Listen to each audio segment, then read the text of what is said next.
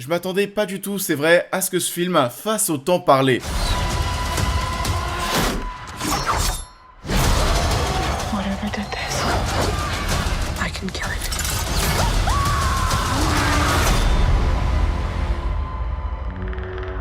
Bonjour à tous, et bah écoutez, j'espère que tout le monde va bien.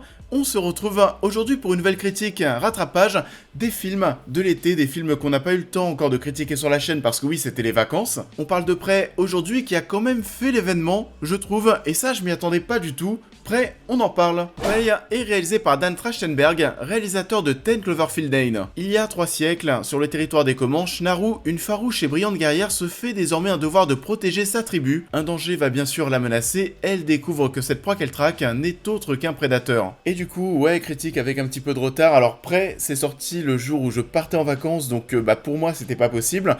Et dans un second temps, je vous l'avoue, j'étais pas non plus très chaud. Je comptais pas forcément regarder le long métrage dans l'absolu, plutôt pour les rattrapages de fin d'année, parce que c'est vrai déjà dans un premier temps que la saga Predator, alors à part le premier film que tout le monde aime, la saga Predator, j'en ai un petit peu, c'est vrai, rien à faire. J'ai beaucoup lâché parce que les derniers films étaient catastrophiques, et surtout le dernier que j'ai quasiment oublié. Je pense même que le The Predator qui est sorti en 2018 ou 2019, je crois que c'est la première critique que j'ai boycott sur la chaîne. J'avais été voir le film, et vous le savez sur la chaîne, que j'aime ou que je n'aime pas, j'en parle au moins. Et là, j'avais pas la force. C'était mais tellement ridicule.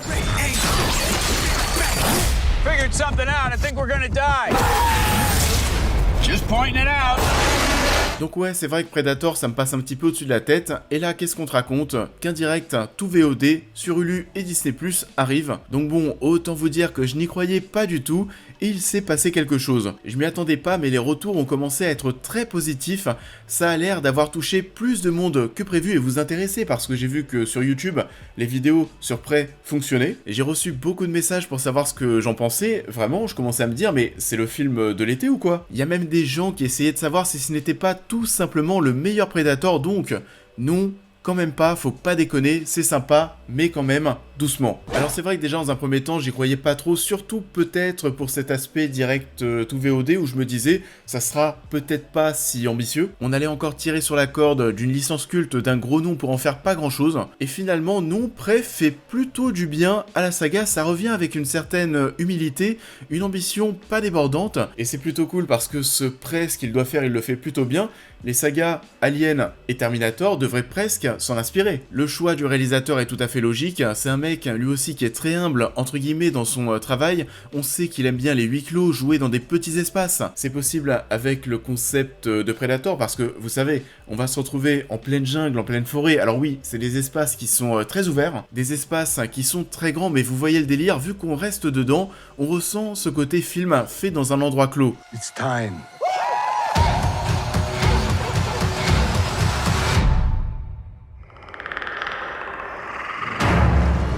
Est-ce que le long métrage méritait une sortie cinéma? À mon sens, bah en fait, oui et non. Dans un premier temps, je vous dirais non parce qu'on ressent ce côté moyen film, ça peut mériter largement une diffusion directe ou VOD. Par contre, si on veut comparer par rapport à quasiment tous les précédents Predator, là, oui, ça le mérite, parce que c'est quand même largement meilleur. J'ai bien aimé ce côté film assez original pour la saga. Alors oui, je parle de saga, j'en ai pas parlé. C'est pas forcément... Alors c'est vrai qu'au début, on pensait que ça allait être une préquelle.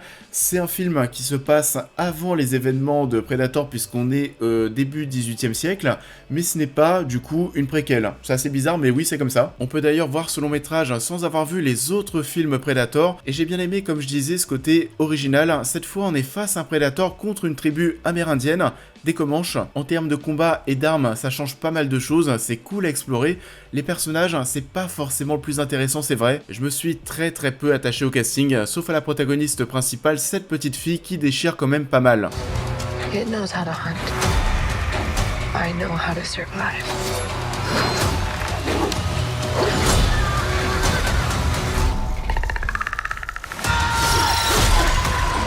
On va du coup suivre l'émancipation de cette jeune femme, et il y a eu quelques polémiques, s'agirait encore une fois de doser. On parle une nouvelle fois d'un film woke. Et je sais pas vous, mais j'en peux vraiment plus de ce mot, et en fait, j'en peux plus parce qu'on le balance aujourd'hui, vous savez, mais pour tout et rien. Maintenant, vraiment, j'ai l'impression que dès qu'on te met une femme au premier plan et qu'elle est forte, plus forte et plus intelligente qu'un homme, c'est bon, c'est terminé. Et ça devient une œuvre woke et le film est soi-disant gâché par son discours progressiste.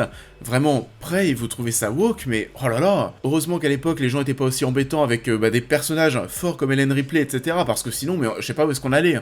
Enfin voilà, moi je suis content, j'ai grandi avec Lara Croft notamment. J'ai toujours bien aimé les personnages féminins forts et badass, enfin ça me pose pas de soucis. Du coup ouais, Prey, c'est un film avec un personnage principal sympa à suivre, mais pareil, sympa sans plus. Je dois dire que pour le coup, j'ai bien plus été convaincu par le design du Predator. Il y a une vidéo qui traîne d'ailleurs sur les réseaux sociaux en mode Behind the Scenes où tu vois vraiment le costume qui a été utilisé et c'est vraiment dingue.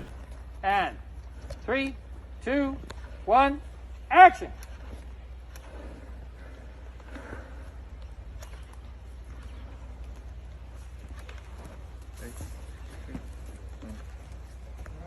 Alors oui, dans le film, on voit parfois ce côté caoutchouteux, mais c'est quand même bien plus plaisant de voir ce genre de choses que des créatures faites en full CGI. D'ailleurs, petit aparté sur les animaux dans le film, les animaux en 3D sont dégueulasses. L'ours, là par exemple, t'y crois pas une seconde, surtout que maintenant, dès que tu vois une scène avec un ours, on la compare, c'est vrai, directement avec la fameuse scène de l'ours dans The Revenant. The Revenant, là oui, c'était du cinéma, Prey, c'est du direct ou VOD à côté. On n'a pas du tout le même côté prenant, le côté viscéral. Encore moins avec cet ours auquel tu ne crois pas du tout en termes d'effets spéciaux.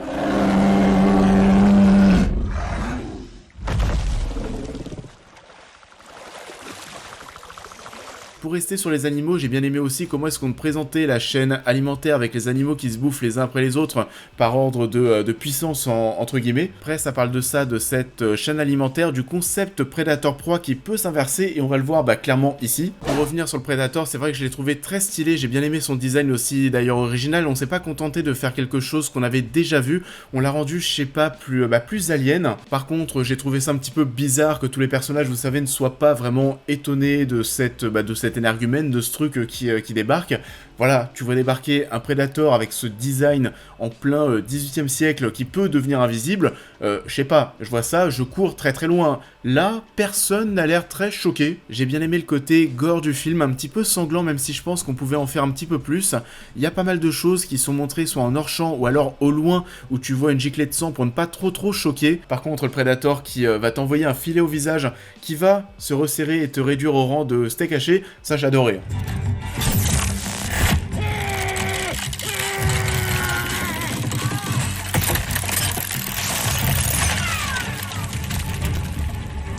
Sinon voilà, c'est un petit survival cool. Heureusement ça ne dure qu'1h30, si ça durait 2 heures j'aurais été moins content. Au niveau des scènes d'action on essaye quand même de faire 2-3 petites choses, il y a des plans séquences qui sont très sympathiques, qui sont bien foutus en mode caméra épaule. J'ai plutôt bien aimé la BO, je trouve qu'elle colle pas mal au film, on est là pour poser une ambiance, elle est calme comme le travail du réalisateur. Et en soi il se passe pas non plus grand chose, c'est pour ça que je disais que c'était bien que ça dure 1h30, c'est le chassé contre le chasseur. L'un des premiers réflexes aussi que j'ai eu, c'était de me dire que j'aurais bien voulu voir le film dans la langue d'origine de la tribu et pas en anglais, et puis j'ai découvert à la fin qu'une version comanche existe, visiblement en plus doublée par les acteurs du film eux-mêmes, et ça c'est plutôt cool. Les personnages qui parlent français par contre, on ne comprend mais absolument rien, et sinon j'ai pas forcément ressenti une atmosphère si pesante que ça. Tu sais grosso modo où ça va aller, ça manquait un petit peu de surprise. Du coup oui, c'était plutôt sympathique, voire même plutôt bien, mais est-ce qu'on aurait trouvé ça aussi bien si les derniers films Predator n'avaient pas autant déçu? C'est la question qu'on peut se poser.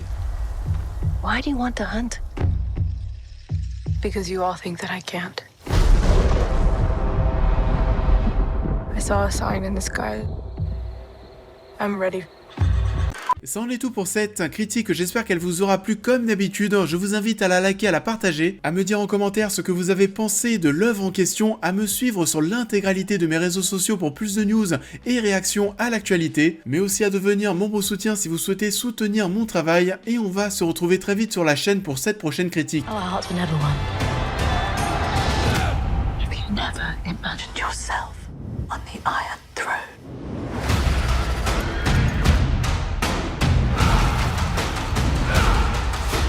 Et on va donc se retrouver dès le début de la semaine prochaine pour parler du premier épisode du spin-off de Game of Thrones. J'aurai en plus l'occasion et la chance de découvrir l'épisode demain soir au Grand Rex. Ça va être absolument dingue. J'ai très hâte de vous faire un retour, de vous en parler. Donc voilà, on se retrouve très bientôt. Je vous souhaite en attendant un très bon dimanche et je vous dis à très vite.